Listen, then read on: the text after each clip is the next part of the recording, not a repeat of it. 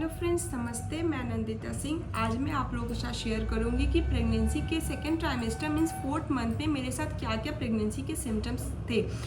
तो जो सबसे फर्स्ट सिम्टम्स था जो अभी तक मेरे साथ कंटिन्यू रहा वो था वॉमिटिंग का। जनरली लोग बोलते हैं कि 3rd मंथ के बाद सेकेंड ट्राइमेस्टर में वॉमिटिंग वगैरह बंद हो जाता है या कम हो जाता है, लेकिन मेरे साथ ऐसा बिल्कुल भी नहीं हुआ था।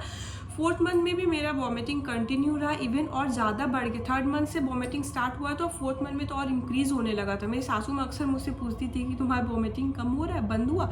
लेकिन नहीं, वॉमिटिंग बंद नहीं हो रहा था, जिसकी वजह से मैं काफ़ी परेशान रहती थी। क्या ना, मैं सुबह में रोज़ मेडिसिन लेती थी वॉमिटिंग के, इसके बावजूद मैं जब भी कुछ ब्रेकफास्ट करती थी ना, मेरा पूरा बस हो ही जाता था। तो इसकी वजह से तो काफ़ी परेशानी हुई। और एक प्रॉब्लम था कि ब्लोटिंग का प्रॉब्लम तो मेरा मतलब मुझसे सबसे ज़्यादा परेशान किया ब्लोटिंग ने। 3rd मंथ में भी ब्लोटिंग होता ही था और 4th मंथ में भी ऐसा कंटिन्यू रहा। मैं ना मुझे डॉक्टर ने ऐसा सजेस्ट किया था कि ब्लोटिंग के लिए आप वॉक करो, लेकिन मैं वॉक ज़्यादा कर नहीं पाती थी।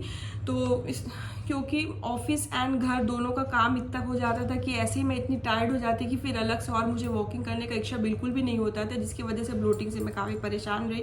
मैं कुछ भी खाती थी ना ब्लोटिंग, मतलब मुझे खाने का इच्छा ही नहीं हो पाता था, मैं कुछ भी खा नहीं पाती थी। लोग कहते हैं कि 4th मंथ में एपेटाइट आपका ठीक हो जाता है, आपको भूख लगेगी, आप डाइजेस्ट कर पाओगे, लेकिन मेरे साथ ऐसा नहीं होता था। 4th में कुछ भी खाती थी पेट फूल जाता था, थोड़ा थोड़ा भी अगर खाती थी तो थोड़ा खाने के बाद ही ऐसा पेट फूल जाएगा कि आगे कुछ खाने का इच्छा ही नहीं होता था, भूख ही मर जाता था। तो मैं कुछ भी हेल्दी वगैरह खा नहीं पाती, ड्राई फ्रूट डाइजेस्ट नहीं हो रहा है, अनार वगैरह मुझसे डाइजेस्ट नहीं हो, कुछ भी अगर ये सब खा लूँ तो बस सारा वोमिटिंग में निकल जाता था। तो मेरा डाइट सही नहीं हो पा रहा था 4th मंथ में। अगर आप लोग के साथ ये प्रॉब्लम होता है तो मैं ये आप लोग को सजेस्ट करूँगी, प्लीज़ आप लोग कुछ भी खाने के बाद वॉक करें, तो मेरे जैसे परेशानी शायद आप लोग को ना हो या कुछ कम हो। तो वॉकिंग बहुत इंपॉर्टेंट है, वॉकिंग आप लोग ज़रूर करें। मुझसे तो नहीं हो पाता था, जिसकी वजह से मैंने काफ़ी प्रॉब्लम फेस किया। तो थर्ड प्रॉब्लम जो मेरे साथ ये था कि ब्रीदिंग इशू।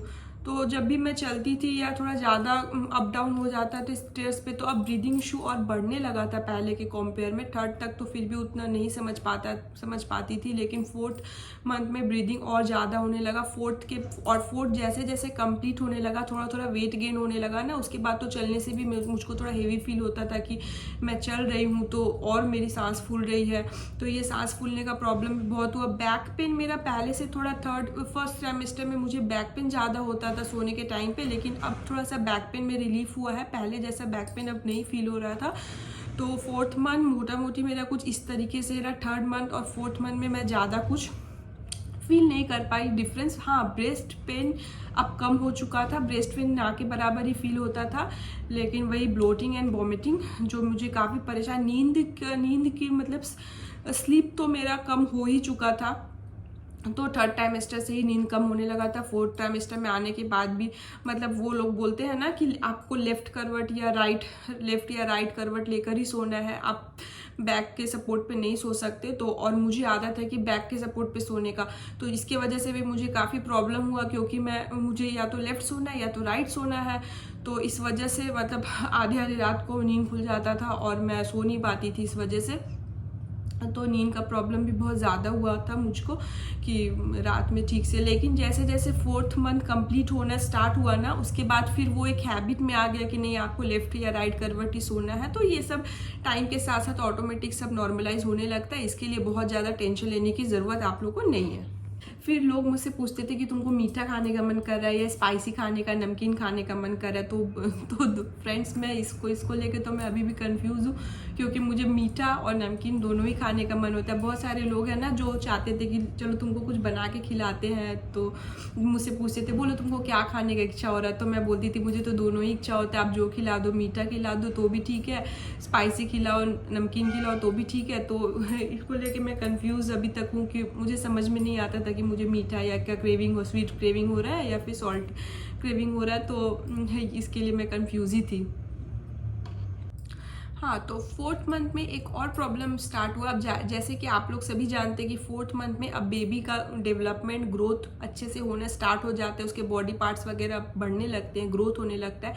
तो जिसकी वजह से ना मुझे एब्डोमिनल एंड नीचे वाले पोर्शन में ना अब बहुत तनाव फील होता था, खिंचाव फील होता था। कभी कभी तो एक ऐसा लगता था कि नीचे कुछ खिंच रहा है मेरा, तो मैं डर भी जाती थी। लेकिन फिर डॉक्टर ने बोला कि नहीं, ये नॉर्मल है, ऐसा होता है क्योंकि बॉडी के ऑर्गन सब डेवलप कर रहे हैं, ग्रोथ हो रहा है ना, तो वो ऐसा आपको फील होगा। कभी कभी नीचे पेट के पास टाइट फील होता है या खिंचाव महसूस होगा, तो ये सब नॉर्मल है। अगर आपके साथ ऐसा होता है तो आपको बिल्कुल भी घबराने की ज़रूरत नहीं है। ये सब 4th मंथ में ऐसा आप फील करेंगे। कभी कभी वेजाइनल प्रेशर भी आप फील कर सकते हैं इस टाइम पर, तो इससे घबराने की कोई आवश्यकता नहीं है, दिस इज़ नॉर्मल। तो मेरा सजेशन आप लोग के लिए यही रहेगा कि जो भी आप सिम्टम्स फील कर रहे हैं, अगर कुछ प्रॉब्लम जैसा हो रहा है तो अपने डॉक्टर से कंसल्ट करें। बाकी मैंने आपके साथ जो शेयर किया, अगर ऐसा कुछ होता है तो ये नॉर्मल है, इसे घबराने की आवश्यकता नहीं है। अपने डाइट को अच्छा रखें, हाँ वाटर इनटेक को ज़रूर ज़्यादा रखें, फ्लूइड आपको ज़्यादा लेना है, ये हमेशा याद रखें।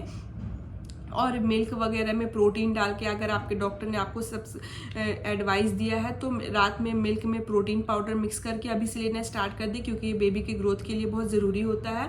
तो बस यही सब है। आप फ्रूट्स ज़रूर लें, नारियल पानी वगैरह, समर का टाइम है तो नारियल पानी वगैरह स्टार्ट कर दें। अपने मील्स को छोटे छोटे मील्स में ब्रेक करके खाएँ।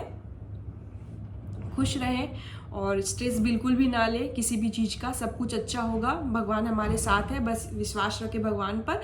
और अपने कमेंट्स, अपने सुझाव, अगर आपको मेरा वीडियो अच्छा लगे या मेरे साथ कुछ शेयर करना चाहती, ज़रूर मेरे कमेंट बॉक्स में कमेंट करें। Thank you so much, bye bye.